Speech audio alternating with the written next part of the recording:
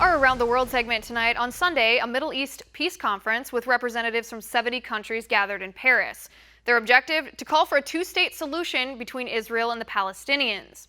Israeli Prime Minister Benjamin Netanyahu called the conference useless, but previewed an expected change with the Trump presidency. This conference, he said, is among the last twitches of yesterday's world. Tomorrow's world will be very different, and it is very near. Take a look. Good morning. The conference taking place today in Paris is a pointless conference. It was coordinated between the French and the Palestinians. Its purpose is to enforce on Israel conditions that are not in line with our national needs. It of course creates a bigger gap regarding peace because it hardens the Palestinian stance, as well as puts us further away from direct negotiations without any preconditions. I have to say that this conference is among the last remnants of the world of yesterday. Joining me now, former IDF soldier and former NYPD officer, Micha Danzig. Micha, thanks for being here. Hi, Liz. Thanks for having me. All right, Micha, talk to me about this conference, because the first thing that struck me about it, and this was before it even happened, was that it was a supposed Middle East peace conference, but neither the Israelis nor the Palestinians were invited to it. Yeah, I heard one representative of the Prime Minister's office in Israel likening it to a marriage counseling session without either the husband or wife present. I think that's relatively apropos. But also, the other thing that's farcical about this peace conference is what it was called. It was called the Middle East Peace Conference. Well, look what's going on in the Middle East right now. You have a civil war in Yemen in which at least 20,000 people have died already in this past year, including at least 10,000 civilians. You have ISIS in Iraq that has led to the massacre and ethnic cleansing of Christians throughout that region. Up to 70,000 Christians killed already. You have Syria, where you have 4.6 million refugees at least, and a country in utter chaos where there's war crimes happening right, left, and center by everybody, including the Russians, who are participating in this peace conference. And then you have, you look further to the west, you have Egypt, which is in a constant battle for its survival with the Muslim Brotherhood and who's going to be in charge of that country. And then you have just a little further west, you have Libya, which is, of course, an utter disaster zone. And yet, what they dare label a Middle East peace conference that was so important to get 70 countries to gather there and send 30 foreign ministers there to talk about Israel and the Palestinians, the relatively quietest and most stable place in the Middle East. So completely farcical on that level alone. Right. Just so, semantically, the name is in fact ridiculous. I mean, maybe they meant by Middle East peace the one place in the Middle East that actually is hoping for peace. But what was the point of this, Micha? I mean, I know they said Middle East peace, but it seems to me they were just trying to force Israel into a two-state solution here.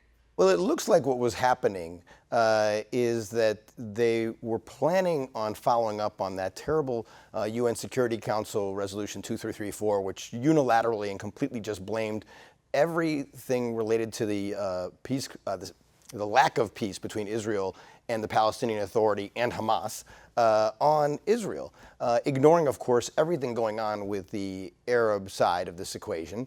And they were going to follow up that Resolution 2334 with this conference, which was going to potentially lead to another Security Council resolution. But the good news is that it didn't happen. It appears that people from the Trump administration, or soon-to-be Trump administration, were talking to the British. The British realized how absurd UNSC Resolution 2334 was. They came out forcefully against John Kerry's one-sided, rambling 70-minute diatribe against Israel on the December 28th. And then with respect to this Paris Peace Conference, they sent a very low-level delegate to it. They didn't send Boris Johnson to it. Let me interrupt you for just a second here, because I want to go back to something you just said, and that's the fact that Britain was really the one, the nation out of the 70 that were gathered here for this peace conference. They were really the ones that stopped anything happening, a continuation, like you said, of the United Nations Security Council resolution that condemned Israel for their settlements in the West Bank. But this is very interesting.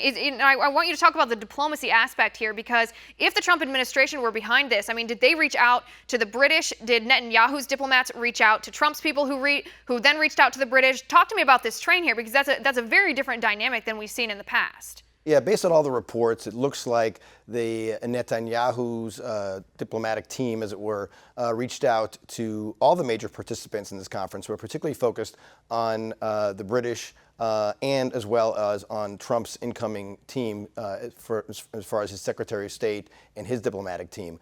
And it looks like that combination led to the British taking a very different position with respect to this Paris, quote, peace conference than they had or they might have taken were it to have occurred 2 or 3 weeks ago.